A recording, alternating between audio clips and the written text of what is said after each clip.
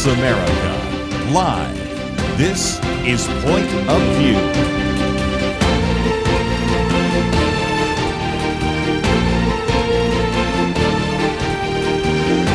And now, Kerby Anderson.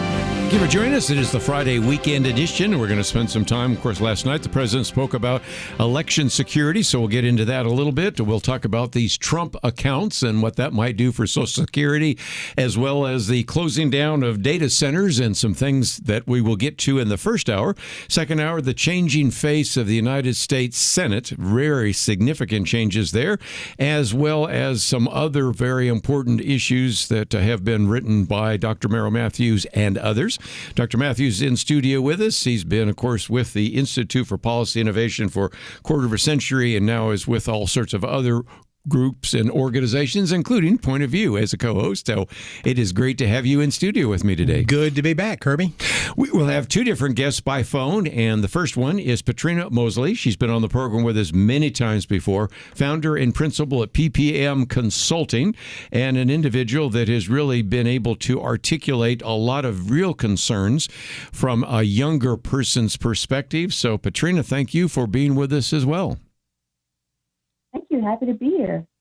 Let's, if we can, go around the round table for just a minute. The president spoke last night and said, tonight I'm announcing the immediate declassification and release of critical intelligence, revealing shocking vulnerabilities in our election infrastructure. Mm-hmm. First of all, I'll just say, if you go to the White House right now and look at the website, yes, there are documents there, but a lot of them are so retracted.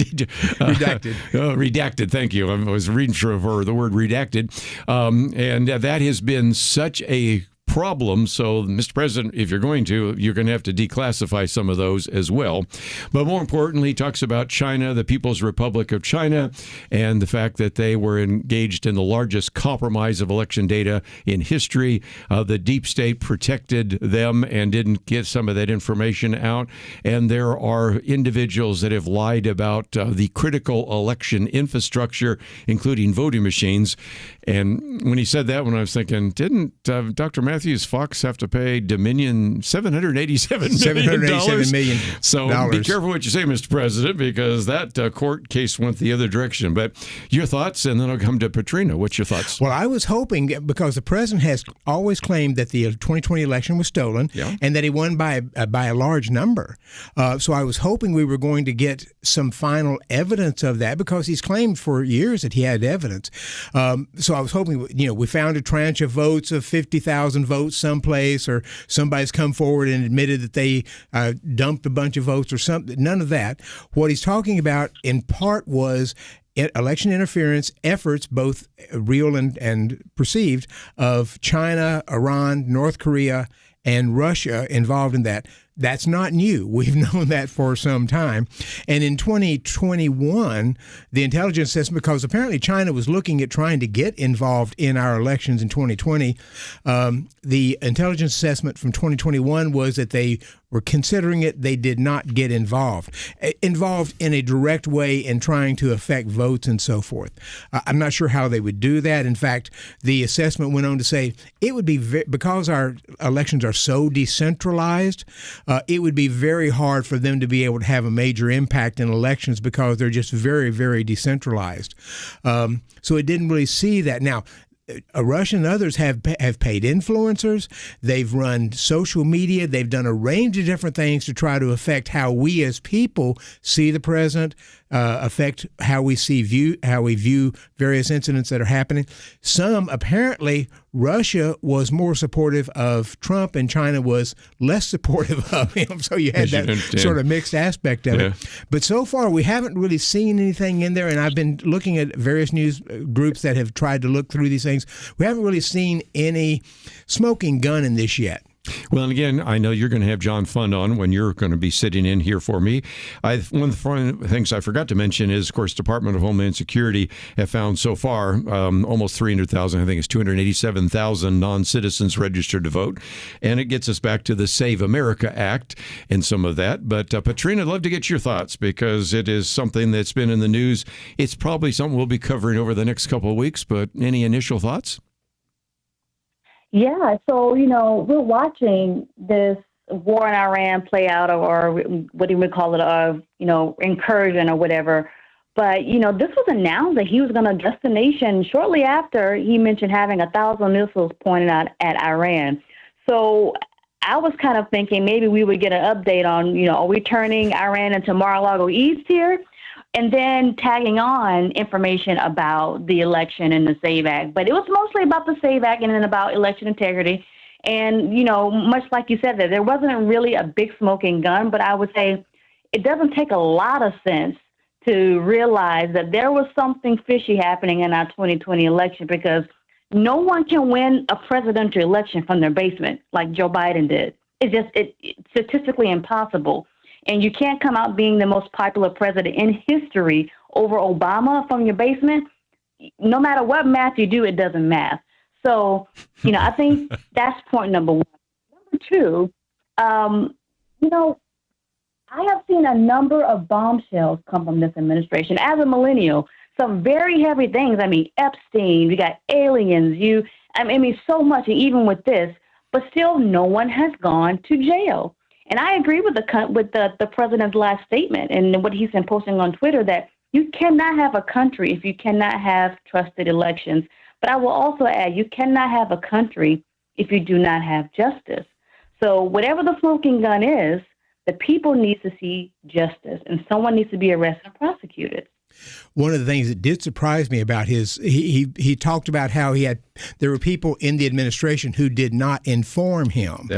That seemed that took me a little bit by surprise. Yeah. FBI agent and a few things like that. And I went back and looked, and the director of national intelligence at the time of the election was John Ratcliffe. Yeah.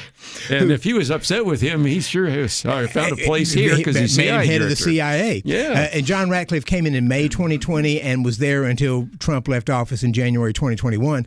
But if there were things going on that John Ratcliffe had seen at DNI, I would have expected that he would have told President Trump about it. And if I remember right, Bob Barr, the Attorney General at the time, in his book said, we went and told President Trump in the summer that there were, because of the things going on with COVID, there were some vulnerabilities out there that he needed to pay close attention to. Barr said that Trump really sort of dismissed those as not really a threat, and that changed then later on. But there were some issues and some irregularities that didn't necessarily change the effect of the election, but when you look back at it, I mean, it seems a problem even at that time. Yes. Again, John Ratcliffe was there, and he's CI director. So anyway, kind of interesting. But we're going to take a break, and we'll move on to some other topics. But I just thought I'd mention that if you go to the website, pointofview.net, we still have posted there the Support the SAVE Act, the Save America Act. That is something we'll probably spend some time talking about, especially next week, because this is, again, the opportunity for the Senate to move in that direction, and there's been a lot of frustration associated with that. But I just thought we'd give you an initial look. Like Dr. Matthews, we're all looking for other pieces of information.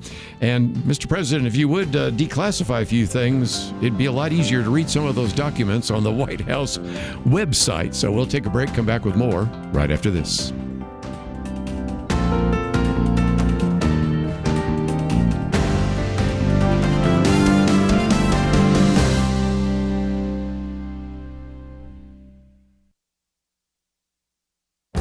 This is Viewpoints with Kerby Anderson. Dr. Leonard Sachs holds a PhD in psychology and has been a family doctor for nearly 34 years. He said he never saw a correlation between politics and parenting until now. He said left-of-center parents were no better and no worse than parents on average than right-of-center parents. He has now documented that children of politically liberal parents are more likely to suffer from depression and anxiety and a lack of sense of life meaning and have substance abuse issues. He's noted that over the past decade, there's been an increase in what he calls permissive parents. They have been persuaded to carry out more gentle parenting because they don't want to be controlling to their children. In most cases, the children become the authority while parents try to be patient, calm, and punishment-free. His story from an article in the Institute for Family Studies illustrates this only so well. A mom brought her 6-year-old daughter into the office with a fever and sore throat. He asked the girl to open her mouth and say, "ah." She shook her head and clenched her mouth. He asked the mom for help. Instead, the mother merely replied, "Her body, her choice." NYU professor Jonathan Haidt has been on my radio program to talk about his book, The Coddling of the American Mind. He believes that the real reason that left-of-center kids are more likely to be depressed compared to right-of-center kids is that left-of-center kids have been taught to catastrophize events, to assume the worst, while right-of-center kids have been taught to be more optimistic. You know, what is taught at home and what is consumed on social media is having a negative impact on the minds and mental states of children and adolescents. Political views and mental health seem to be correlated more than ever. I'm Kerby Anderson, and that's my point of view.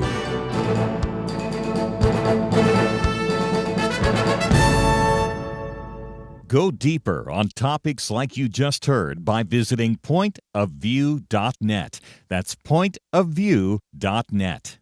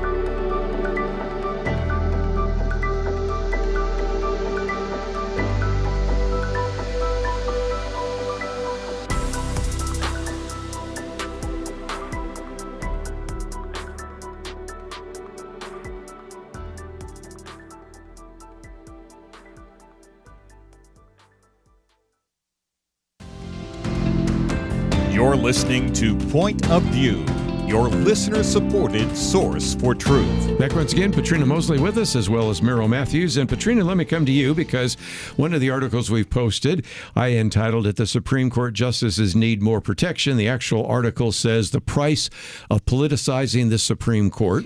And the other day you had this testimony that took place where Elena Kagan and Amy Coney Barrett, both justices, were actually talking about this problem. And I was, at the time, very concerned about the stories that I was hearing from Justice Amy Coney Barrett. And I think this three-page article summarizes some of the danger that the Supreme Court members are in that didn't used to exist. Your thoughts? Well, I definitely think that they were smart and strategic to make the case for this by having their two female justices up there because, I mean, women are always going to be more vulnerable than men to violence and the need for protection. I agree that there is an increase in violence, political violence, mostly from the left, and I have no problems with increasing their budget. However, I do want to add something that was overlooked in that, yes, we want our justices to be secure so that they can make judgments securely, right? But we still have not heard anything about who leaked the Dobbs decision in 2022.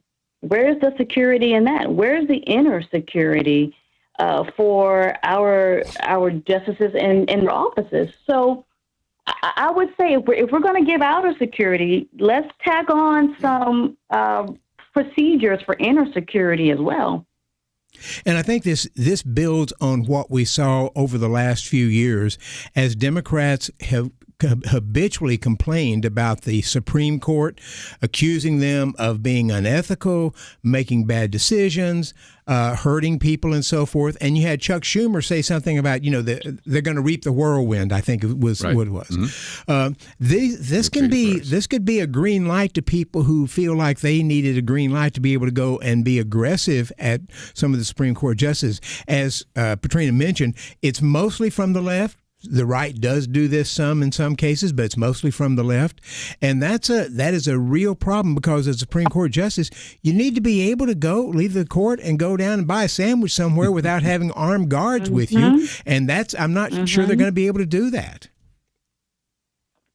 Well, again, I think, Patrina, one of the things I could hear you agreeing, it does seem to me, and what I think was so interesting is there are others that have said, we don't remember anything like this before. So for the younger generation, I'm going to have you on today, and even later today I'll have Richard Lim. You represent a younger generation that might say, well, this is typical. No, it's atypical. A Supreme Court justice could go just about anywhere in Washington, D.C., and not even think about security. And now when you're actually requiring or asking Amy Coney Barrett to wear a bulletproof vest, something has changed dramatically. Oh, 100%. That is such a good point that I didn't even realize until you said it. Like, you're right. We as a generation has just gotten used to political violence. I mean, even myself, who lives in the nation's capital, I know what information you withhold about yourself, what you wear, like I just pointed out. You're absolutely right. And I mean, if that's not a sign of revival that we need, oh my goodness. But, legally and policy-wise, I think this is a good time to also make the case for what do we do when people violate the courts and the trust of the people and leaking information? I mean, we still don't know who this person is and what type of justice they should face. We don't know. We don't know what's in the law and procedure. So I'm okay with upping security so that they can get a sandwich, like you said. Like, no one should have to suffer that way. But also, let's make sure we keep in mind a whole wraparound of security for our courts. Kerby, through the 1990s and 2000s, I was in Washington a lot. Through the 2000s, almost every other week. And it was fairly common. You go into restaurants there, you'd see a senator over here, you'd see Karl Rove over here. I remember that. They'd just be there eating lunch. There was no security. There wasn't any need for security. You could just see a range of different White House advisors and other people hanging around in restaurants, talking over at the Union Station, getting coffee or something of that nature. That has changed. That's a Very loss sad. for us if they don't feel like they can go out in the public, because you oftentimes were able to go up and say, "Hello, Karl, good to see you again," and shake hands with them. Let me mention, are you doing something on this? You sometimes find some information, but you can't get past the security now. You certainly can't. Well, you also have pointed out that this isn't just for Supreme Court justices. If you are in Silicon Valley right now, they've got security that's really significant, isn't it? Absolutely. And major tech CEOs and other major tech people, especially if you're working on artificial intelligence, they are having to hire armed bodyguards to go with them anywhere they go, because there have been so many protests and pushback against artificial intelligence and the expansion of the data centers and other things. And so it's a growing area of violence and political violence that we just don't want to have in the country. We want to be able to debate these things, but not necessarily go to violence. Well, I just thought I'd keep moving down the road here, because one of the other ones is your article about Trump accounts help privatize Social Security. And if you're not familiar, now we have these newly created Trump accounts. And I suspect that some people might not invest in it for their kids because they don't like Trump. I think it changed the name. But this is something that, number one, gives the next generation, including the generation of Patrina and Richard, and even the younger ones behind them, a chance in the future.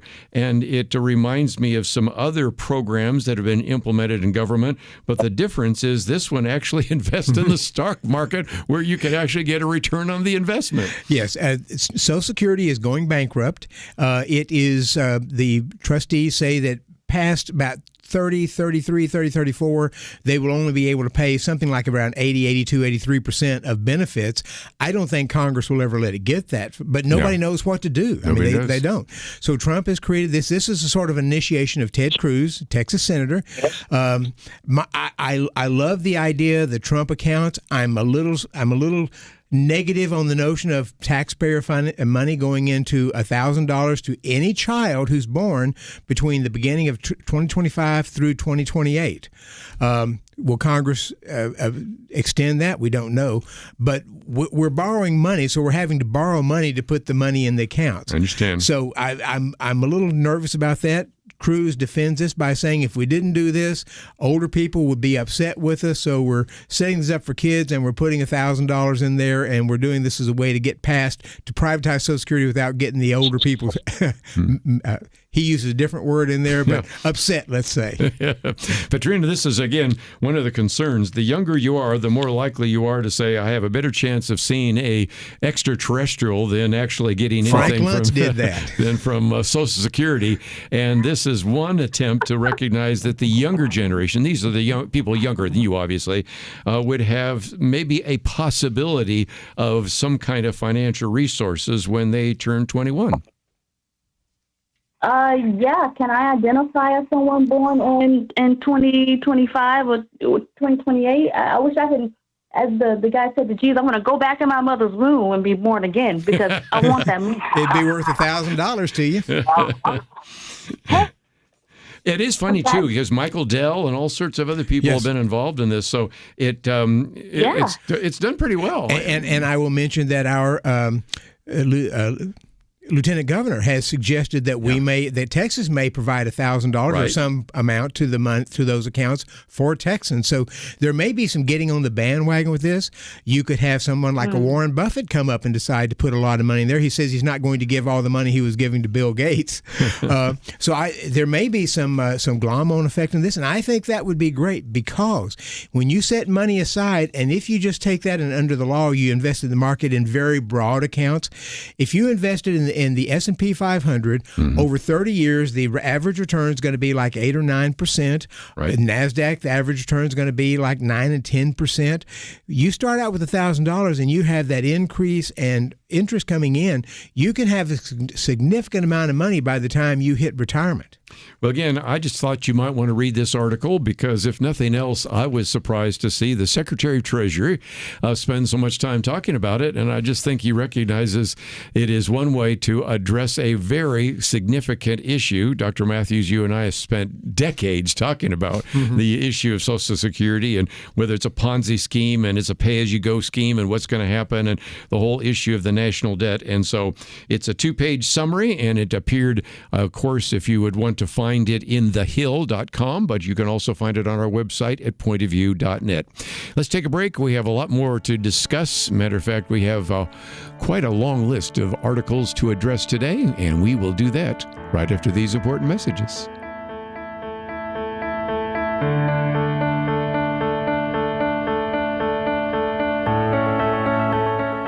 Who can you trust? Years ago, many of us could probably have provided a fairly long list, but today it seems we almost can't trust anyone. Educators don't even know what a woman is anymore. Many so-called public servants have shown all they care about is themselves. The FBI has been accused of bias, law-breaking, betrayal, and journalism. It's largely corrupt, with no Clark Kent standing up for truth, justice, and the American way.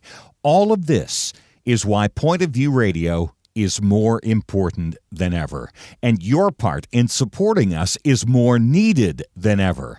Do your part today in supporting trustworthy truth. Stand with us and help push back the lies and the darkness. Visit pointofview.net. Don't put it off. Take a moment right now and click on that big blue button that says Donate Now, or call to invest at 1-800-347-5151, pointofview.net, and 800-347-5151. Point of View will continue after this.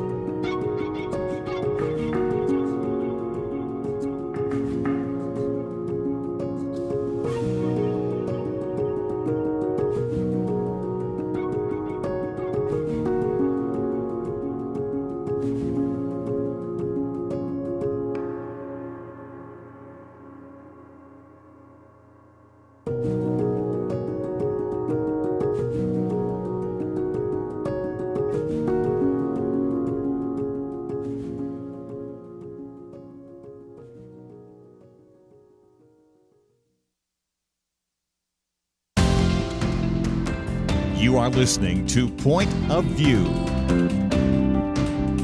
The opinions expressed on Point of View do not necessarily reflect the views of the management or staff of this station. And now, here again is Kerby Anderson. Back once again, let's, if we can, focus a little bit on the Western civilization for just a minute.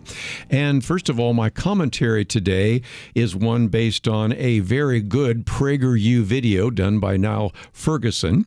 And in a video called Why the West Won, or if you can, maybe go back to his book, Civilization, the West and the Rest, we're talking about the importance of Western civilization. So that's my commentary. But it turns out that Dr. Merrill Matthews, and of course we also have Patrina with us as well, we posted a piece by an individual whose name I don't know how to pronounce, but I'll say Ixu Diaz is probably pretty close. The West is a superior civilization.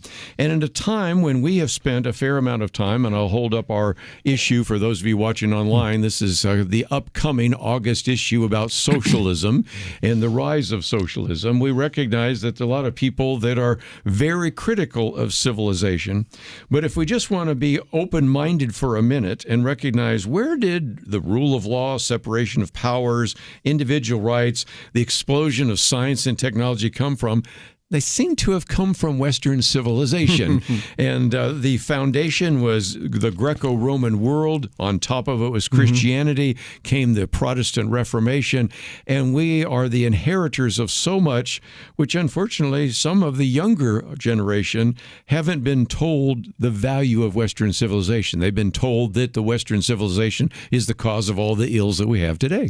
And what he does, and this is what I really liked about the article, he goes through and he identifies a range of different things, let's say values and history and so forth, that we just sort of embrace and that undergird our culture in the way that we think about things and the way that we approach things, even our sense of turning around and saying slavery was wrong, you need to be able to accept people of all races and so forth. Part of that is we may not have focused on it at some point in the culture, but part of that is part of our culture. And so I just really appreciate it. He looks at literature that we embrace that sort of guided some of the things, from George Orwell to Charles Dickens to the Iliad and other things, and incidentally, the Odyssey out in a new movie. I was listening to reviews. I got to see this. Yeah. But it's interesting because these are elements that have just undergirded what we think and how we approach things, and it has made us in the West the most innovative, scientific, successful, prosperous civilization in the world. Well, again, Patrina, I want to come to you because there is a tendency for younger people, or especially if they've gone and taken a series of classes in the university, where it used to be those of us around the table a little bit older, you actually might have a class on Western civilization, on the history of Western civilization. If the West is mentioned at all, it's oftentimes in a negative sense. And that's why I thought this piece, as well as my commentary today on the idea of Western civilization being a superior civilization, was a very important piece that we need to spread to other individuals. What are your thoughts? Yeah, I think there's a difference between patriotism and believing you're superior. And I'm not sure which of these the author is intently trying to come from, but I think it's good to have patriotism. I mean, look at the children of Israel in the Bible, in the prophets that wept over their country. But we need to remember that patriotism is okay, because we need to call our country out to live to the standards and principles of God's word. But superiority, I would not agree. And that's because we are a country who believes in God's laws, God's principles, and those are the things that make us great. Those are the things that make us stand apart from Iran and other dictator and theocracies that are based in doctrines of demons. But we have to make that line very, very clear, because then we'll have more populists and Republicans or whatever the political party is try to take over and lead things in our country, and then it becomes less Christian and more watered down. So I think this focus always needs to go back to, blessed is the country whose God is the Lord. Because when you think about it, it's not technically the West that will outlive anything. It's the godly principles that make us great. Thankfully, we chose that. But I also want to point out some other examples, is that you got these African countries who put out a whole letter to Biden rejecting abortion, rejecting his eugenics and the leftist population control. You had Coptic Christians in Egypt get beheaded in 2014. So, and also Jerusalem is going to be the place of the great king, as it says in Revelation, where we'll all go to. And a lot of the end times will settle on the east. So I think we need to be much more clear as Christians to make that distinction about superiority versus patriotism. One of the things that's happening right now is we're getting a conflict of cultures. We have the West and we have the East. And the question is, does freedom, religious liberty, and other things win out, or does China, with its restrictions on liberty, its restrictions on economics, its restrictions on personal freedom, does it win out? Because there are more and more people who look at China and say, this may be the better way to go. And so you have this essentially, like I said, a clash of civilizations and approaches. And so from my standpoint, it's good to look at somebody who says, here's what the West has produced, because essentially what he's talking about is what the West has produced in art, literature, economics, and other things, and how well that has worked out. Not without problems. He concedes we've had problems. We haven't been perfect, but it has still managed to produce the best culture that we've seen. You know, one of the people that we've had on the program, and we even have a booklet based on this, is Glenn Sunshine, who's at a professor in Connecticut, and he argues that if you want to understand Western culture, it is Rome plus Christianity gave you Western civilization. And I just sort of pitched it that way. He says now that we have the West rejecting Christianity, it brings us back to some of the things Patrina was talking about, and that is we tend to be less pro-life, we tend to be less likely to believe in individual rights. And so there is a book that came out years ago by a secular author, Are We Rome? You know, and there's a sense in which when you take Rome plus Christianity and take Christianity out, we're looking a lot more like the Roman Empire, aren't we?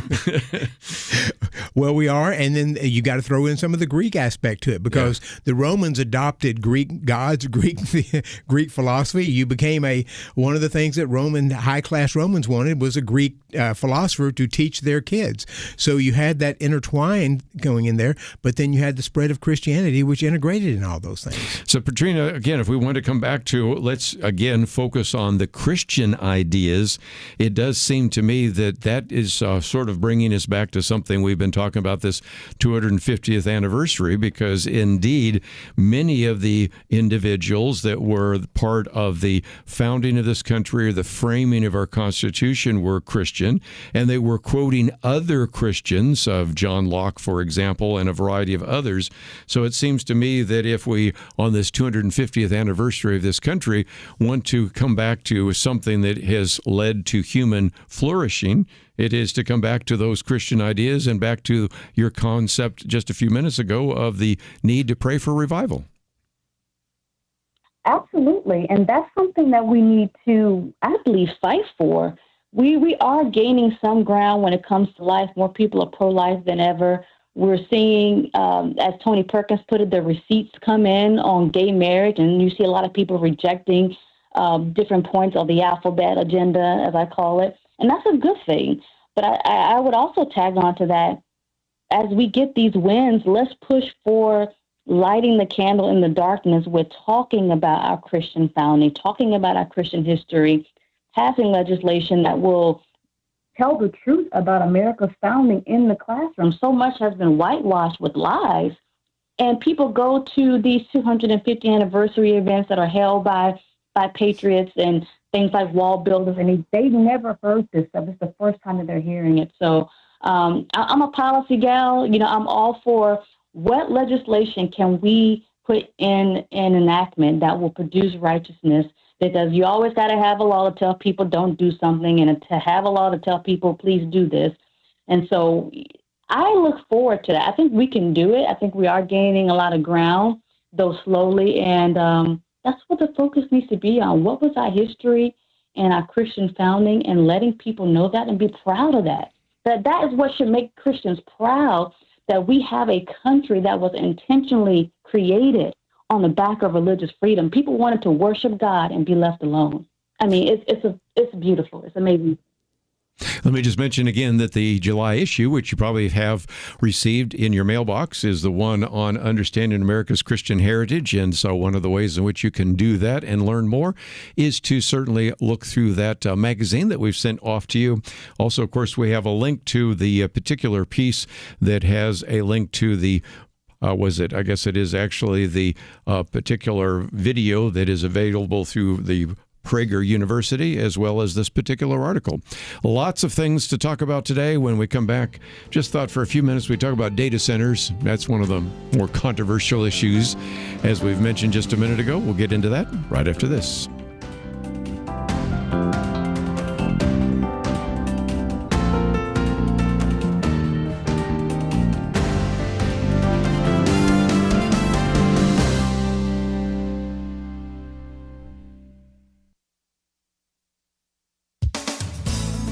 Commensurate with an executive order President Trump issued early last year, the White House has just released a sweeping report, the result of its audit of the Smithsonian's National Museum of American History. The report details examples of the museum's distortions of our history, expressed through various exhibits and even the words of the museum's own leaders. The President's March 2025 order, entitled Restoring Truth and Sanity to American History, calls for a review of selected Smithsonian museums. This 162-page report put out by the White House Domestic Policy Council says the American History Museum's leadership has explicitly adopted an ideological framework that no longer treats the American story as a shared national inheritance to be taught or celebrated, but as a political instrument to divide, dispirit, and discourage our citizens. Indeed, Gary Bauer, who headed up the Domestic Policy Council in the Reagan White House, says if you visit the National Museum of American History, you walk away depressed and demoralized. All you get are smears of the Founding Fathers and how bad America is. The report's release as the nation marks its 250th birthday, which the museum refuses to celebrate, will hopefully prompt Congress to reevaluate the nearly $1.1 billion it appropriates for the Smithsonian Institution every year. The Heritage Foundation calls on Congress to act, stating that the report clearly documents how the museum has shifted its mission from history to woke activism. Senior fellow Mike Gonzalez says it helps to explain the rise of Marxist politicians who despise America's history and heritage. A national history museum can be an honest showcase of a nation, but the anti-American left has a hold on our schools and institutions. You may hear cries of censorship. This White House is calling for honesty and a dose of patriotism. For Point of View, I'm Penna Dexter.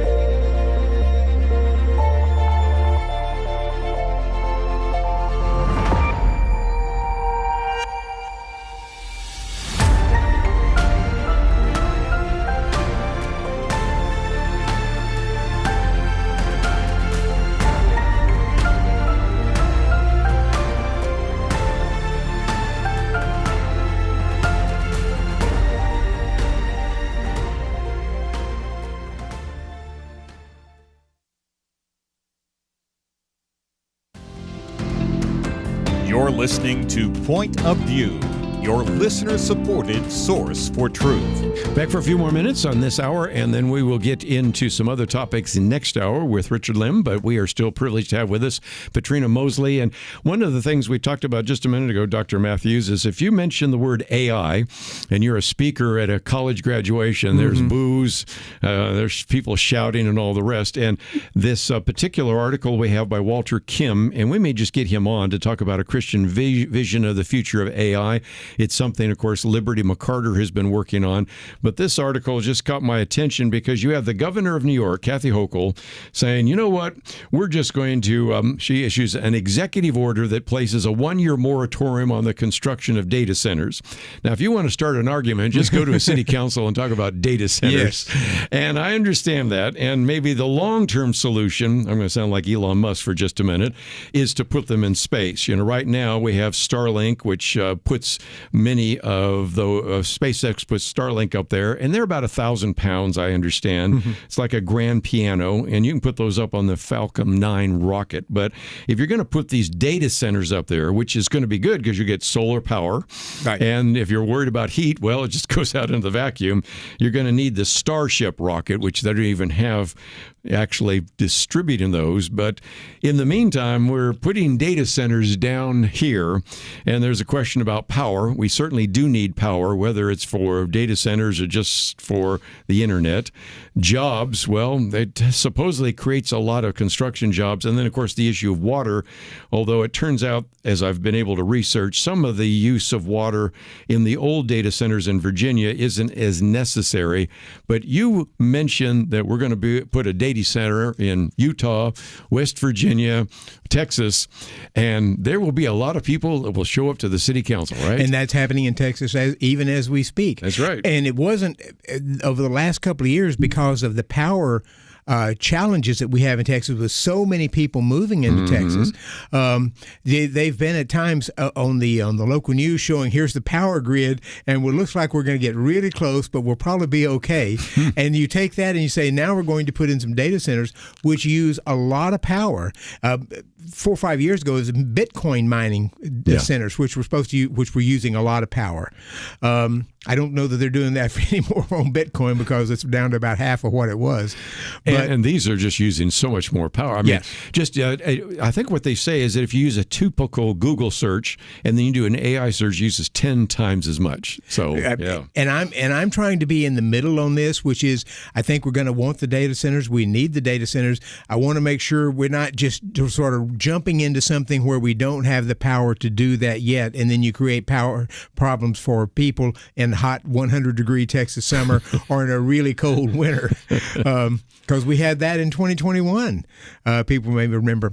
So, yeah, I think it needs some careful examination, but we're probably going to be moving forward on this at least until Elon Musk can put them up into space. That's right. Patrina, I wanted to come to you because you live in Washington, D.C., right there in Virginia. They're developing data centers, of course, just to the north of you. New York, we have the governor saying, I don't even want to place a data center in the upstate New York, which, again, I think there's lots of room. But it almost seems like the younger you are, the more likely you are to have real strong concerns about AI. And I know you've probably been on the program with Liberty, who's really become kind of our expert on artificial intelligence, but I'd love to get your thoughts about this. I mean, again, Kerby, millennials get the brunt of everything. I don't understand God's timeline of the demographics, but because of these data centers, my electric bill just went up by $8 a month. So no, I am not pro data center because we can't catch a break. We don't have a nest egg that we've already taken hold of. We're trying to build nest eggs, pay bills, do investments. I mean, it's so much. So no, personally, I'm a 90s kid. We could have stopped at Google. Just give us a search engine where I don't have to go to the library and open the box and pull out the card and go find my... Yeah, some of us remember that. Oh, yes. Indeed. The card catalog. Anymore. Exactly. We don't need any more technology. And I know I probably sound like an old fogey on that one, but I just, we can't have so much AI to where we replace the dignity of work. I would say that's the line. And, Kerby, I think some of the tech CEOs have been a little tone deaf on this. Don't you think? Not taking into consideration the concerns of people, because you can have protesters out there who are just they're on the left side and they're going to protest anything, but you do have some concerns about how are we going to meet the energy needs? Do we need water needs? They're trying to address some of these issues here, and maybe they'll be able to do that. But I don't think the data centers and the companies that are supporting these, Amazon, Meta and others, they need to be able to look at this and be able to come out with a plan that sounds reasonable to most people, and not just sort of say you're just being reactionary. Yeah, there's a little too much hand-waving here, which brings me to my other piece here, and that is, Patrina, I'd love to get your thoughts, because we've had Walter Kim on this program. He's the president of the National Association of Evangelicals, and he put forward this idea of a Christian vision for the future of AI, and it does seem to me that Christians should be on the forefront of thinking about the ethics of what artificial intelligence provides, but also the downside, and it does seem to me that these are the kind of conversations we need to have more of in the next generation roundtable. What are your thoughts? I absolutely agree. We need Christians in every sector of influence possible to make sure that the Spirit of God and His wisdom is leading that area. So 100%. I'm just probably not the person you want on that because I'm going to say no. Well, we do need those people, and I would definitely add that it seems to me that possibly AI plays a role in the end times. Where the vision takes place of the beast that was able to be made alive, and everyone could see it at the same time. That does imply some type of technology that is indicative of AI, of something being turned on with electricity and given the power to speak and to give out commands. So I think it's something that we definitely need to be involved in and watch. But like I said, too much AI to the point where we're removing people's dignity to work is a problem. And also these data centers contractually, what are they really doing for states? I mean, it seems like Virginia in particular has become the data capital of the world. We have over 100 just over in Loudoun County, and is ruining people's property lines.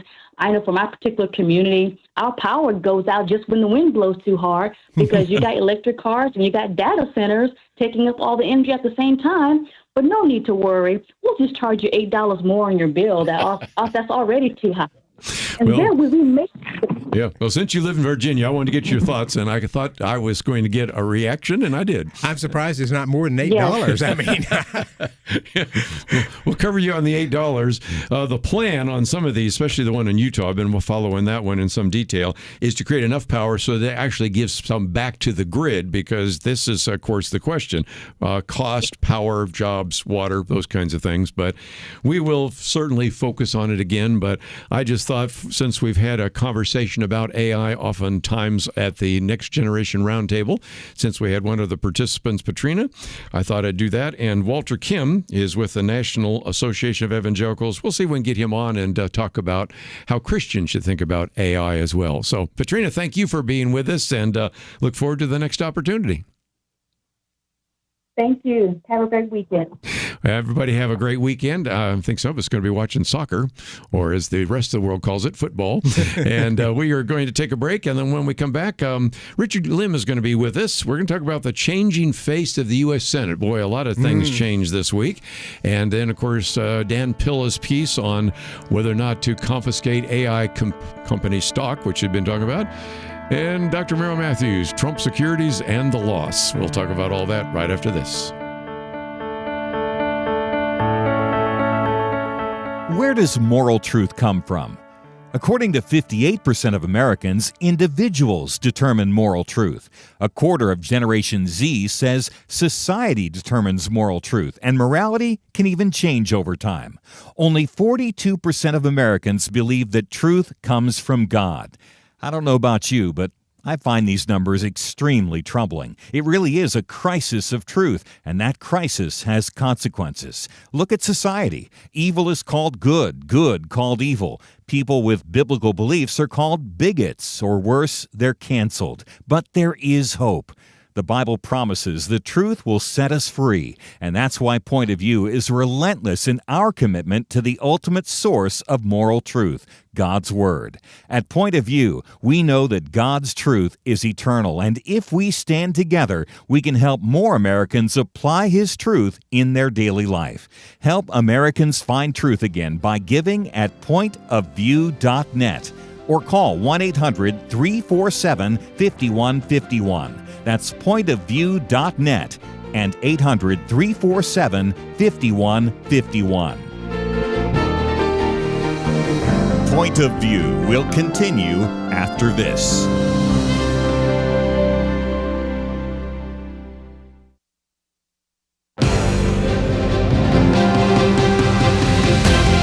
Across America, live, this is Point of View.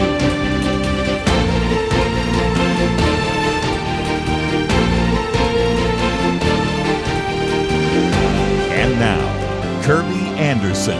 Second hour today in studio with us, Dr. Merrill Matthews, and by phone, Richard Lamb, who was on yesterday, but also is with us now for this second hour. He is, of course, an individual who's a writer, speaker, historian. You probably know him best through This American President podcast. And Richard, welcome back to Point of View. Thank you. Always good to be on with you guys. Well, I thought for just a few minutes we'd talk about the obvious, and I postponed it an entire hour. The loss of course, one very significant member of Congress, Lindsey Graham.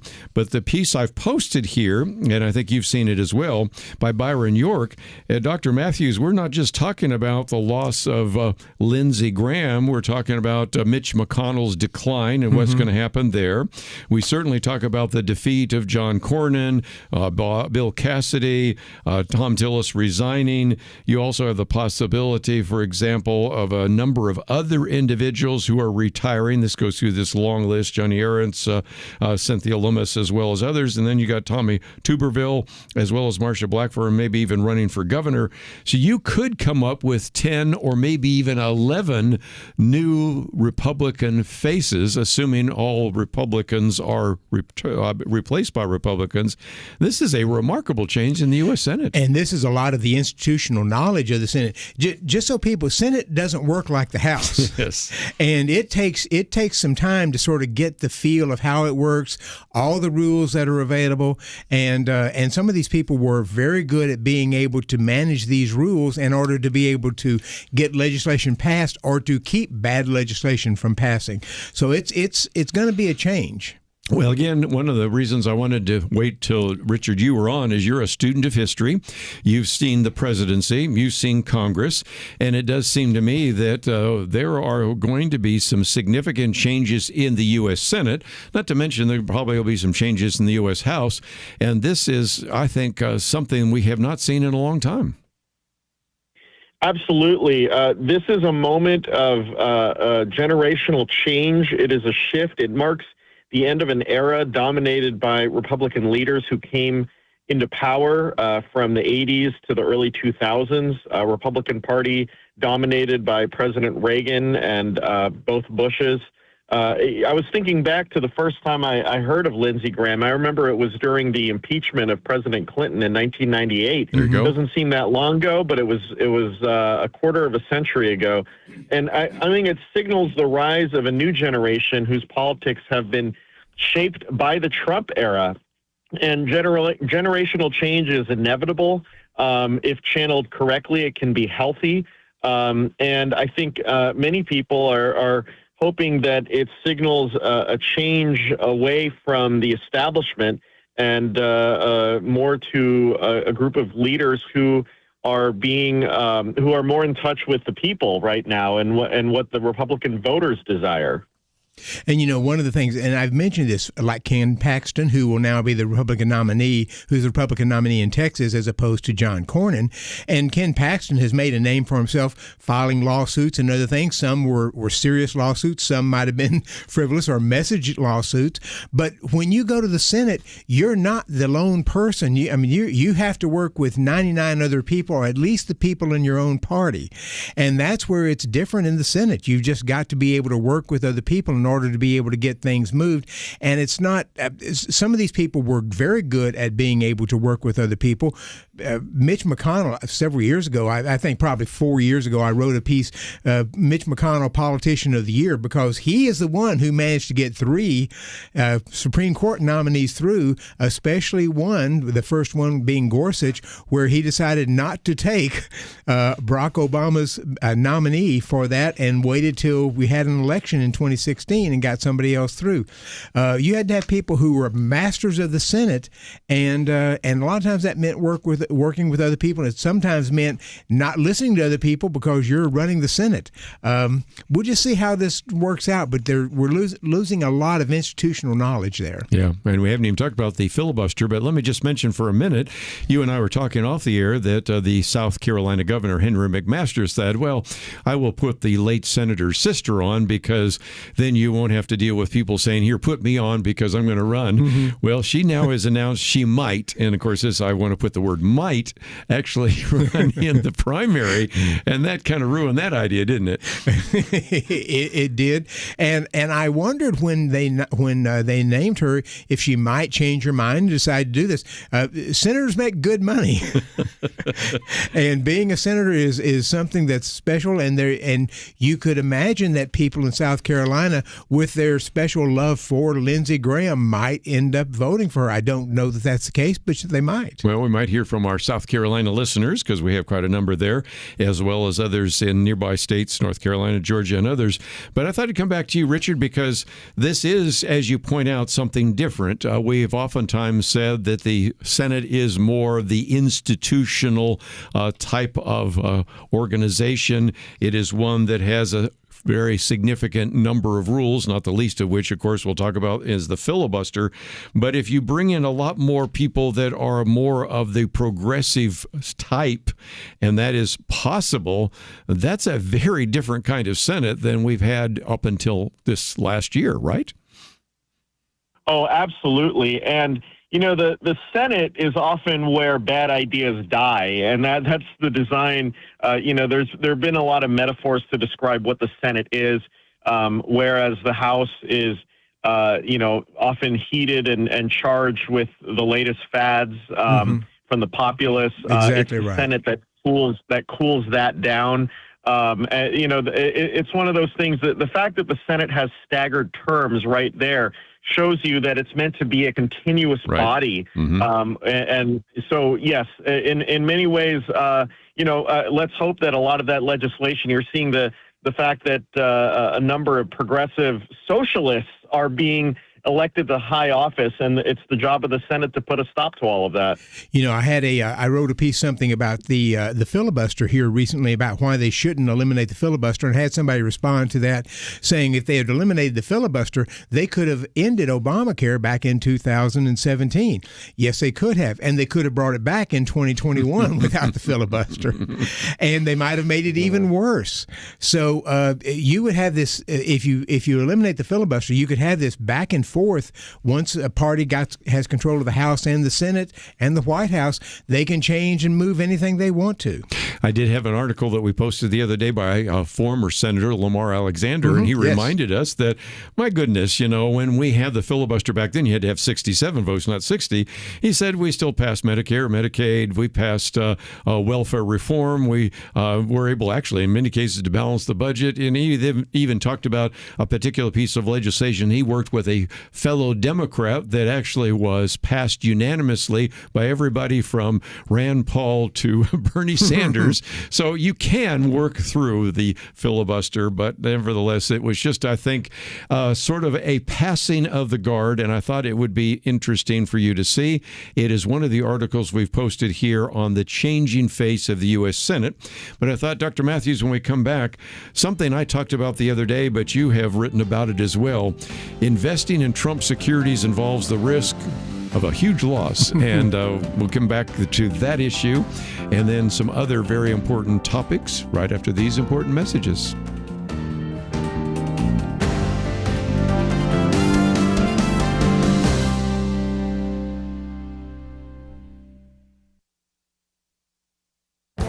This is Viewpoints with Kerby Anderson. Historian Niall Ferguson begins his PragerU video with a lament that few students graduate from college with any idea of what makes Western civilization different from the rest of the world. In his video with the title Why the West Won, he summarizes a few key points from his book Civilization, the West, and the Rest. He explains that Western civilization succeeded because of 6 killer apps: competition, modern science, the rule of law, modern medicine, the consumer society, and the work ethic. These are the secret sauce of Western civilization. You may not have time to read his book, therefore I suggest you take 5 minutes to watch the video. And since these ideas aren't being taught in the universities today, you might share the video with some young people. These are the 6 killer applications. The first was economic and political competition. The second was the scientific method. All the major 17th century breakthroughs happened in Western Europe. A third application was the rule of law and representative government. This included private property rights and representation of property owners in elected legislatures. The fourth was modern medicine. Nearly all the 19th and 20th century breakthroughs in healthcare were made by Western Europeans and Northern Americans. Fifth was the consumer society. The Industrial Revolution took place because there was both a supply and a demand. And sixth was the work ethic. Westerners work harder and save more of what they earned. This led to capital accumulation, which in turn led to investment in the wonders of modern technology. These 6 killer apps made the West successful and have now been downloaded to other countries as well. And that is why the West won. I'm Kerby Anderson, and that's my point of view. Go deeper on topics like you just heard by visiting pointofview.net. That's pointofview.net.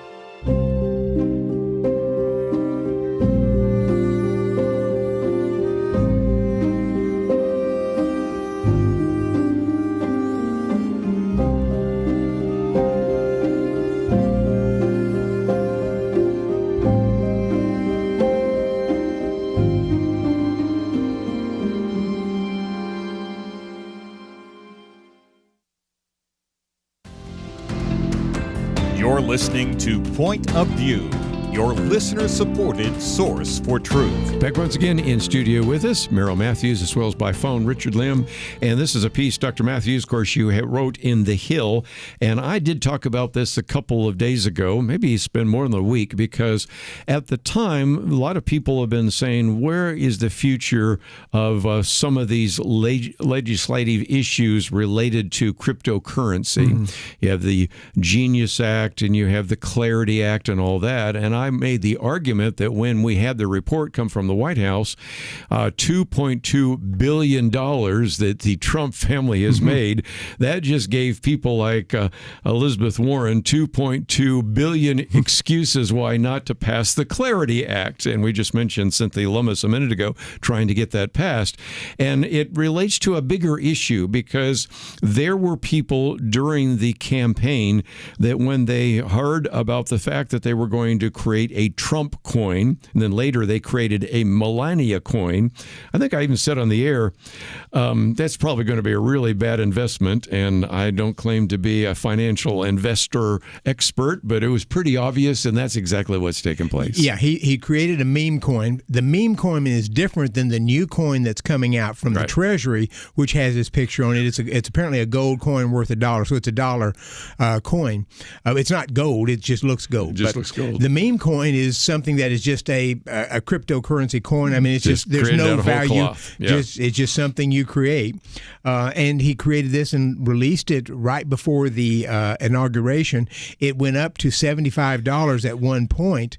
It is now down to about $1.57. And the problem with this was that people, a lot of people went and invested millions of dollars in this thing.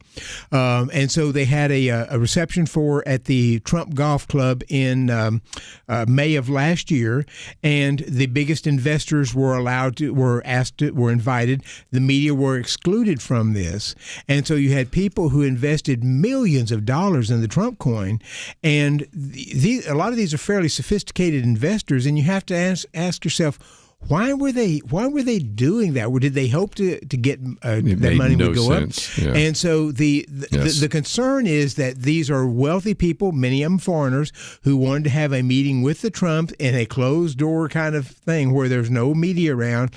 And I raised the point, if the coin had gotten in gone up in value, it would have been valuable for them. But if it hadn't, you've got to change phone numbers and email addresses and so forth with the Trumps, both the sons and the president. And the one who invested the most in the meme coin got to sit next to the president at the dinner. And so this is a curious thing. And I think my guess is that when Trump is out of office and the investigative journalists and if the Democrats take over the White House, the House of Representatives, they're going to start investigating this. This may end up coming back to be something that bites the president because of so many financial things that he and his sons have involved in, including his sons. If a new company comes up and they're making a drone, Don Jr. or Eric are on the board of those, and then they get a bid from the Pentagon for millions of dollars. Is there influence in that? We don't know, but it just looks unseemly in many cases. Well, and again, one of the individuals we've had on this program many times is Peter Schweitzer, and he's documented certainly some of the concerns with the Clinton Foundation and the Obamas and even Biden, and has also been an equal opportunity grief giver. I can remember some of the things he said about some of the Republican speakers of the House and all that. And Peter Schweitzer probably right now is already working on a book because this is, first of all, unprecedented. It's unseemly. And even the Wall Street Journal the other day said, the only difference between the Biden family and the Trump family is the Trump family's been more overt They're much about more it. successful and overt about it. And I'll say this. Nobody thought Hunter Biden had any specific skills in the things he did. I would argue that the Trump family has been much more successful in doing this, and maybe arguably had some more justification and reason in being able to do it. The Trump's kids are smart kids. They manage businesses, they manage a lot of money, but they've also taken a lot of advantage in that. Yes. Well, I'd like to come to you, Richard, because, when we talk about scandals, some people might remember Watergate, but you can go back to Teapot Dome and a variety of others.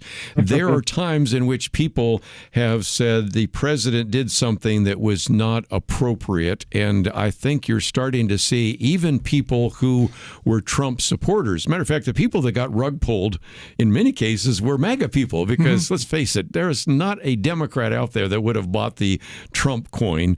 But a lot of the people that did buy the Trump coin and maybe spent a fair amount of money got rug pulled on that. And so he rug pulled some of his closest supporters, I would think. So anyway, Richard, what's your thoughts?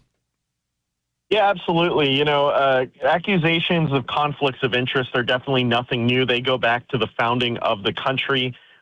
Even George Washington was attacked at times. You look at people like Robert Morris, whose public and private interests were often scrutinized. I would say that you look at Trump, and he's had a history of basically saying, "Look, these are the rules. I'm just good at taking advantage of those rules, and that's the system. You created it, and I'm going to take advantage of that." And he's been able to say that for a long time. I think as Christians, we know that. It's important for leaders to avoid even the appearance of corruption. Proverbs says, "By justice a king gives a country stability, but those who are greedy for bribes tear it down." So honesty and integrity does matter, especially for those in authority. I think we should be careful to make accusations that Trump or his family has done anything unethical or illegal. But at the same time, if financial arrangements create real conflicts of interest or the appearance that public office is used for personal enrichment, we should be willing to call that out and criticize it. And it shouldn't be based on political party. It should be based on principle. The other real problem, of course, is the World Liberty Financial, which Trump and Steve Witkoff created in September of 2024. My guess is he knew by then he was probably going to get elected over Joe Biden. But they created this, put it in the hands of Eric Trump and Zach Witkoff, Steve Witkoff's son. And see, why is the president of the United States or future president creating creating a cryptocurrency exchange thing. Why is that? It turns out one of the investors from the United Arab Emirates put in, I think, nearly $500 million in this. And you have to wonder again. This may be perfectly legal, but if you're putting tariffs on all these countries, and somebody comes and invests $500 million in one of your cryptocurrencies, are you more likely to give them a benefit on the tariffs or whatever's going on? Plus, Jared Kushner is out with Steve Kushner, Steve Witkoff, with Steve Kushner, and they are out. Jared Kushner is doing luxury hotels and centers, spas and so forth around the world. He's got one trying to do in Albania. Trump says he created a peace deal in Albania. The Albania government wants to create one of these golf courses, but the Albanian people are pushing back on that. So there's just a lot of it raises a lot of questions that I think Trump doesn't answer right now. The standard thing from the White House is Donald Trump would never engage in conflict of interest and has never done that. And he's working for the American people. But when investigative reporters get looking at these things, we may find out more that we thought was just not appropriate. Yeah, you were talking about Jared Kushner as well as I mentioned Steve Witkoff, because I was going the other direction in terms of the fact, aren't they the ones that are actually trying to negotiate all these deals? Yeah, they're not even employees. They're special government employees. And SG, I was a special government employee as a member of as the chair of the Texas Advisory Committee to the U.S. Commission on Civil Rights. I was a special government employee. I had to take ethics training to make sure there was no conflict of interest in what I was doing. And it always struck me that when Trump was going to create in Gaza the Mediterranean paradise, I think, or Riviera Coast or whatever. On the Trumpistan. There we go. Jared Kushner is a real estate developer, and my guess is he would have had some say in who gets to develop in Gaza. That hasn't moved forward like he had hoped, but they would have some say, and there could be a lot of money in the person who is the gatekeeper of who gets to develop various types of hotels and other things in Gaza. Well, while we're talking about investments, we're going to take a break, but when we come back, you have, of course, a piece by our good friend Dan Pilla. You've had him on the program many times. Yes. I have as well.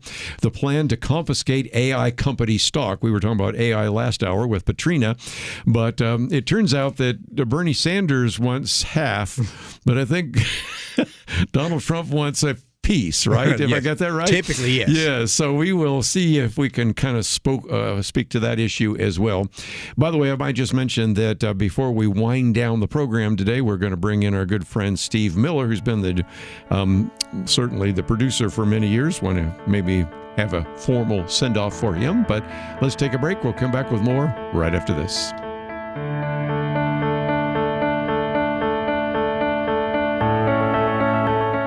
At Point of View, we believe there is power in prayer, and that is why we have relaunched our Pray for America campaign, a series of weekly emails to unite Americans in prayer for our nation. Imagine if hundreds of thousands of Americans started praying intentionally together on a weekly basis. You can help make that a reality by subscribing to our Pray for America emails. Just go to pointofview.net and click on the Pray for America banner that's right there on the homepage. Each week you'll receive a brief news update, a specific prayer guide, and a free resource to equip you in further action. We encourage you to not only pray with us each week, but to share these prayers and the resources with others in your life. Join the movement today. Visit pointofview.net and click on the banner Pray for America right there at the top. That's pointofview.net. Let's pray together for God to make a difference in our land. Point of View will continue after this.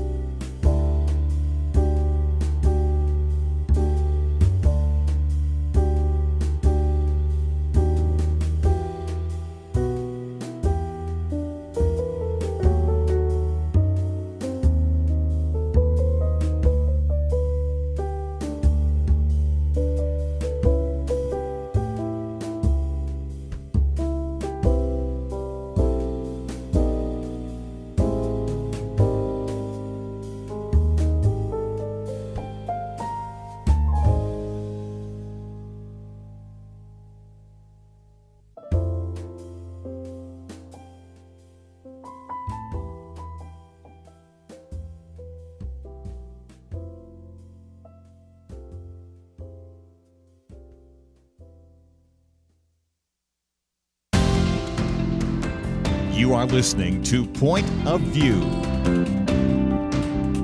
The opinions expressed on Point of View do not necessarily reflect the views of the management or staff of this station. And now, here again is Kerby Anderson.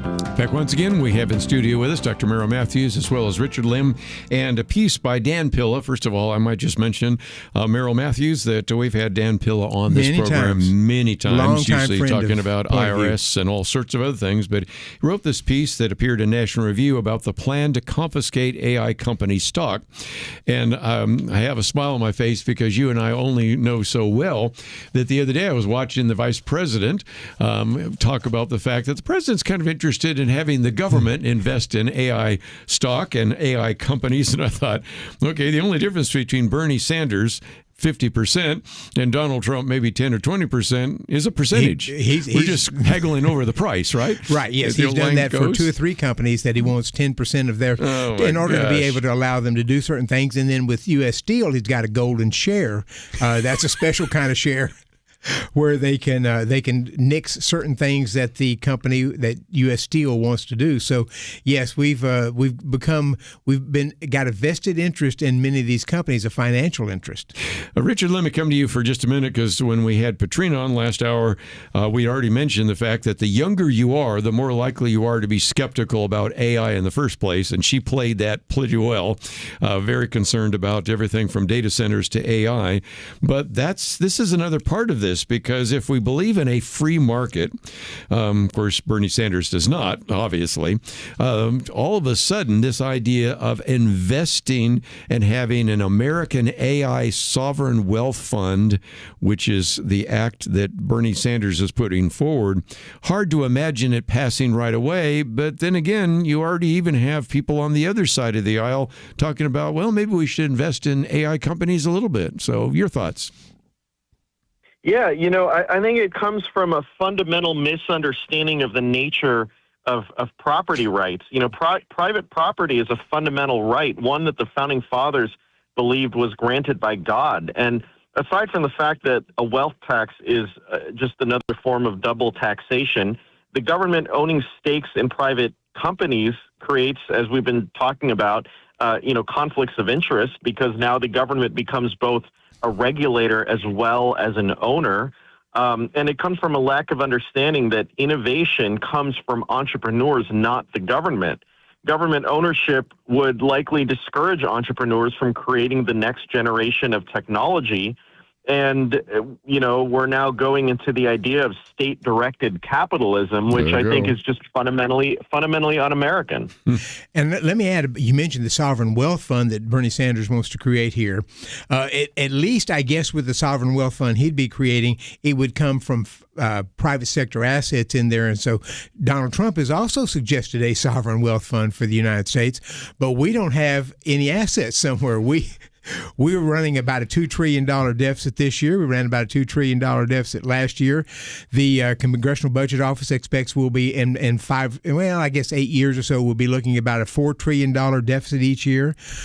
So we don't have any money to be able to put in a sovereign wealth fund, and if we had extra money, I would be paying down the debt.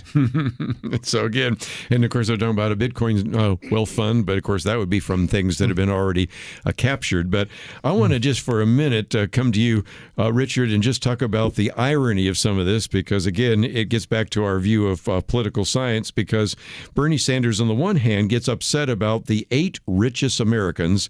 These are the oligarchs, as he talks about it, have a combined wealth of $2.9 trillion. And so he's really upset about these 8 individuals in the private sector, which control a substantial amount of American wealth. But Dan Pilla says, instead, what Bernie Sanders wants to do is substitute 7 unelected bureaucrats and political hacks exercising control over the operation of private businesses. So it's not right to have 8 rich people having indirect control of our finances, but it's more than preferable to have 7 of those individuals, unelected bureaucrats, determine what the future of an AI company is. Any concerns? Oh, yes. And, it's one of those great tragedies that socialism has been able to market itself as something that is quote unquote compassionate and helps the poor, creates equality, etc. It exacerbates wealth inequality even more so. It's one of the great schemes propagated by people to by a small group of people to concentrate even more wealth in their own hands. So yeah, it's incredibly hypocritical. And let's point out that several years ago, Bernie Sanders would have been against multimillionaires. Now he are one. So now he's against billionaires. Yes, now he's against billionaires. But his books so have made a lot of money for him. I think if I remember right, the last time I saw him, this was a year or two ago, he owns 3 houses. Bernie Sanders has done very well for himself by his creative intellectual property. That is, he writes books and he's made a lot of money off that. Well, again, I just think it's something to be thinking about. And since we only have a few minutes left before, of course, I want to bring in our producer, I thought I would hold up our August issue of Outlook. And Richard, I want to get your thoughts because it's on the rise of socialism. And whether you look at this with the government investing in AI companies, which strikes me more as the classical definition of fascism, although that term has been redefined, or just this idea of socialism taking over the means of production, it does seem to me, and I'd like you to speak to that, your generation and the generation behind you are much more sympathetic to socialism. The most recent survey said about 2/3 of those under the age of 30 in particular believe that socialism is preferable to capitalism. So it does seem to me that we need to be involved in the education of the value of free markets, the value of private property, and the dangers of having just a few unelected bureaucrats making all the decisions for you. Well, yes, and the fact is that communist movements love to erase all history. It's just like what they did in Cambodia with Year Zero. Mm-hmm. And that serves the convenient function of eliminating all the horrible history that is associated with communism and socialism. And we know that young people today are completely devoid of any knowledge, thanks to the education system, of any history. I remember growing up, they didn't teach us history, they taught us social studies. And that, unfortunately, has been the direction we've gone, and people don't know the true history of socialism and communism. And I think it's true that you could say socialism and communism have been responsible for more people being killed yes. than all the wars put together because of the people who are in charge of it. Stalin would at night go after he'd had a dinner or something like that. He'd go home and he would mark off all the people he wanted his people to go and execute. Chairman Mao, 40, 50 million people just because of some of his plans to try to socialize China, and ended up starving millions and millions of people. And again, I've said before, Richard, that it's actually Marxism and Leninism have given us new phrases like gulags and a variety of other terms that have all surfaced out of that. And Ben Shapiro, the other day, I quoted him saying, it's not that socialism leads to terrorism and tyranny, but that actually socialism is tyranny and terrorism, because in some ways, the very structure, once you give power to a few individuals and there are no checks and balances, it's only a matter of time before human sin nature really takes over. Yes, absolutely. And, I think it's one of those things, Calvin Coolidge had one of the greatest insights. He said that this idea that you can progress from, fundamental principles like all men are created equal, that doesn't make any sense at all. The only place you can go from there is to go back from that era where all men are created equal to an era when people weren't created equal. And that's what socialism and communism do. They're not progressive, they're actually regressive. And Milton Friedman one time wanted to point out, he said, you think capitalism is guided by greed. He said, you don't think that people who are politicians have greed? Mm-hmm. You don't think that there's greed involved in those individuals? And do they just abandon greed when they become head of the country? It's amazing the kind of foolishness that some socialists will just accept. I remember that quote on the Phil Donahue show Mm-hmm. where he made that comment. Let me just mention that we're going to take a break, but if you are interested in some of the great material that Richard Lim is about, go to thisamericanpresident.com. You don't even have to remember all that. Just click on the picture of him, and that will take you to this website. We have a link to Facebook and also X, and we also have his profile, and also where you can read many of the articles that he has put together and podcasts that he has developed. Let's take a break, though, and when we wind down here, did want to recognize that the individual that's been producing this program for 9 years, Steve Miller, is on his way to being teaching in a Christian school. We'll talk about that right after these important messages.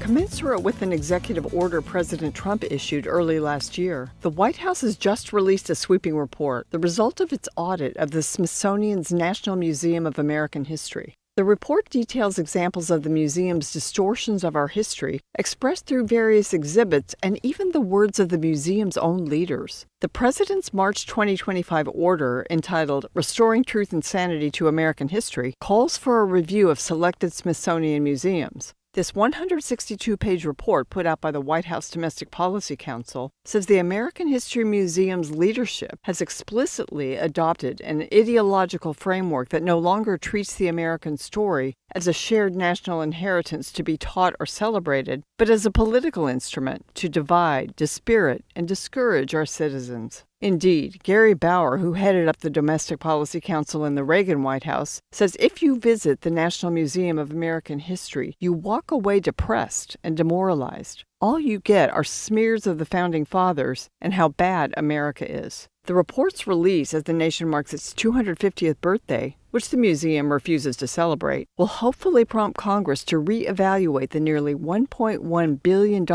it appropriates for the Smithsonian Institution every year. The Heritage Foundation calls on Congress to act, stating that the report clearly documents how the museum has shifted its mission from history to woke activism. Senior fellow Mike Gonzalez says it helps to explain the rise of Marxist politicians who despise America's history and heritage. A National History Museum can be an honest showcase of a nation, but the anti-American left has a hold on our schools and institutions. You may hear cries of censorship. This White House is calling for honesty and a dose of patriotism. For Point of View, I'm Penna Dexter.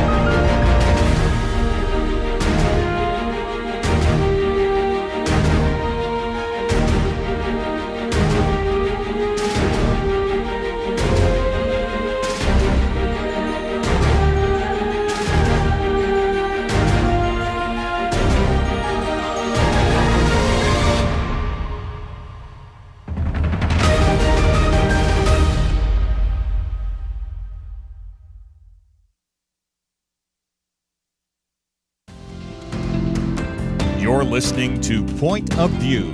your listener-supported source for truth. Back once again, let me just mention that we have also posted here the piece by Penna Dexter, and you, if you are listening on the computer, heard it right now. She calls it the Un-American History Museum, and a lot of that has to do with the Smithsonian Institution. And the other day, as I spent some time talking about the President's Order Restoring Truth and Sanity in American History, and then the most recent survey, I have been in the past a member of the Smithsonian, and when I lived in Washington, D.C., went to Georgetown, there are some perks that come when you're a member, so it's not like I'm against the Smithsonian, but it has in some cases, just as universities have been taken over by some progressive ideas, and I think it's very appropriate that Penna wrote this piece. And Dr. Merrill Matthews, you're a student history. I know Richard Lim is as well, and when we're telling the sad starts and parts of this American history, there are some really dark chapters of American history. We need to tell them truthfully, but right now some people are thinking that all we do is talk about the negative and never talk about the positive. Yes, and I've been to the Smithsonian many times, especially the Air and Space Museum, but you have the American History Museum, you have natural history and other things, so there's various parts of it. But the concern is, and you know, if you're a Smithsonian and you've got President Biden in and you've got a Democratic Congress, trying to make sure you please the president, you can adjust some of the programs that you have and some of the exhibits that you have to try to make sure the president's pleased, because you're subject to Congress and the president, and then now we've got a new president in, and he's trying to get us back to a little more traditional view of American history, let's say. So again, if you want to go to the Viewpoints section, you can see her piece. But Richard, you've been following that as well, and we need to tell all the history of America. We don't need revisionism on one side or the other. We need to really just, if we can, be like an umpire and actually call balls and strikes, right? Absolutely. And you know, it's one of those things where this isn't just about saying, this isn't a debate between one side that only wants to talk about, you know, the good and you know, the other side only wants to talk about the bad. What this is a side, one side wants to tell the truth of America, good and bad, and the other side wants to push this notion that America is nothing less than a purely oppressive place. And it's interesting. I saw an article recently that said that there's a difference between one side that says that America has ideals, and because of those ideals, we fall short of them, and another side, the left, which says that those ideals are a lie, that they weren't real to begin with, and that America is nothing but hypocritical. And that's what we're fighting here. And I think that they're constantly framing any side that portrays America as good in any way as whitewashing history, which is just not true. I don't know a single person that loves this country and its history that assumes that America is perfect or that the founding fathers are perfect. It's really a straw man argument to say otherwise. Well said. Well, I didn't want the day to end without talking about the fact that for 9 years, Steve Miller and I have worked together, and it has been just an incredible pleasure. And he's been the producer, and I thought I'd bring Steve in to talk about what's the next step in your life. Yeah, thank you. Thank you so much, Kerby. Good to have you, Merrill, sitting here with you, and Richard on the line here. And I've been on 2 days in a row now. I need to quit more often. Yeah, I guess so. No, I'm going on to teach at a local school, the classical Christian school. I'll teach drama and theology, which is what I did before I came here. So the opportunity has come up to do that, and excited about it. Kind of bittersweet, leaving you fine people here, but you're going to be in good hands with Derek, and always interested to see what's going on around the table here. Yes. Well, when I heard that he was leaving, I said, "Oh no! Say it ain't so. Say it ain't so." I didn't like telling you that. Yeah, you were not happy. Yes. I was not happy. Richard, you've worked with certainly Steve Miller a long distance, but I thought maybe you have some comments. Yeah, absolutely. You know, it's one of those things where you just kind of assume that Steve's just going to be there forever. And in the years that I've been a part of this, he was, the constant that was always arranging everything and making things as easy as possible for us, keeping us informed.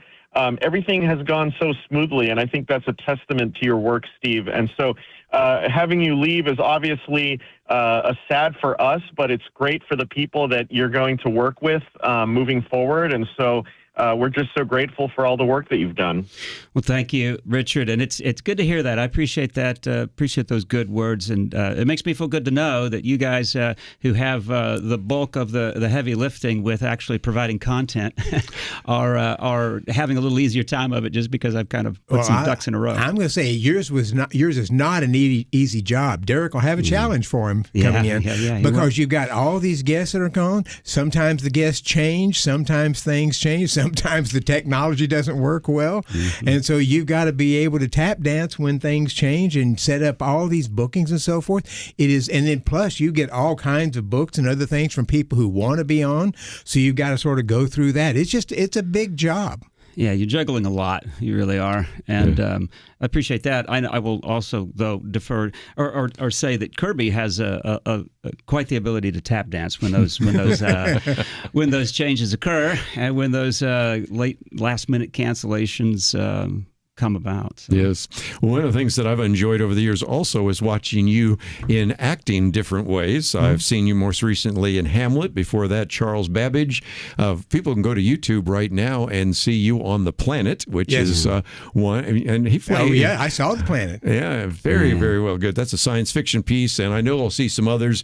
And you'll probably tell me from time to time when at Cambridge College, not college, Cambridge School, where you'll be teaching is where you will actually probably have some plays and say, hey, you ought to come down and see this or see one that your wife has at Covenant or something like that. Yeah. So this has been just a lot of fun to get to know you in that regard.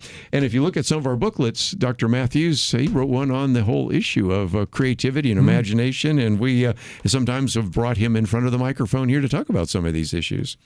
He'll be missed. Yes. Thank you. Appreciate it. You have been very flexible. Warren and everybody here has been very flexible when I say, hey, Warren, I got a gig. Can I fly out to San Francisco and shoot a film?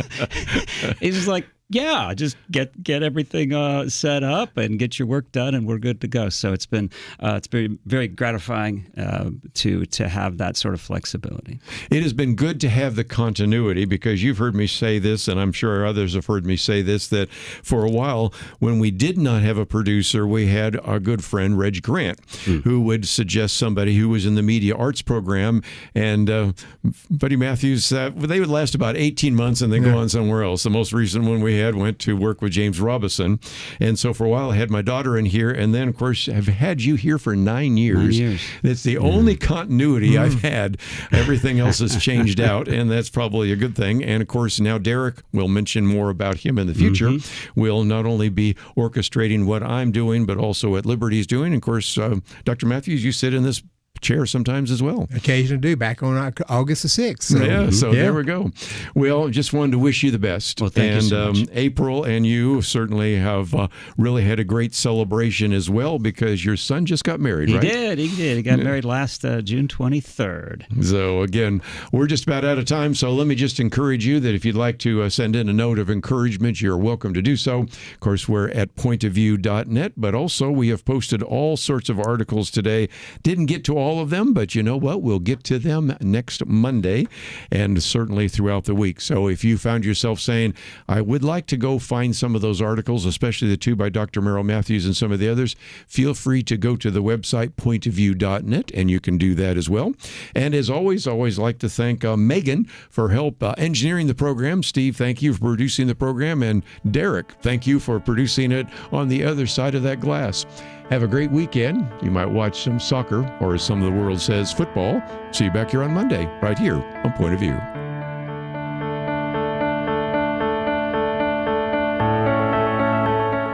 It almost seems like we live in a different world from many people in positions of authority. They say men can be women and women men. People are prosecuted differently or not at all, depending on their politics. Criminals are more valued and rewarded than law-abiding citizens. It's so overwhelming, so demoralizing. You feel like giving up. But we can't. We shouldn't. We must not. As Winston Churchill said to Britain in the darkest days of World War II, never give in. Never give in. Never, never, never, never yield to force. Never yield to the apparently overwhelming might of the enemy. And that's what we say to you today. This is not a time to give in, but to step up and join Point of View in providing clarity in the chaos. We can't do it alone, but together, with God's help, we will overcome the darkness. Invest in biblical clarity today at pointofview.net or call 1-800-347-5151. Pointofview.net and 800-347-5151. Point of View is produced by Point of View Ministries.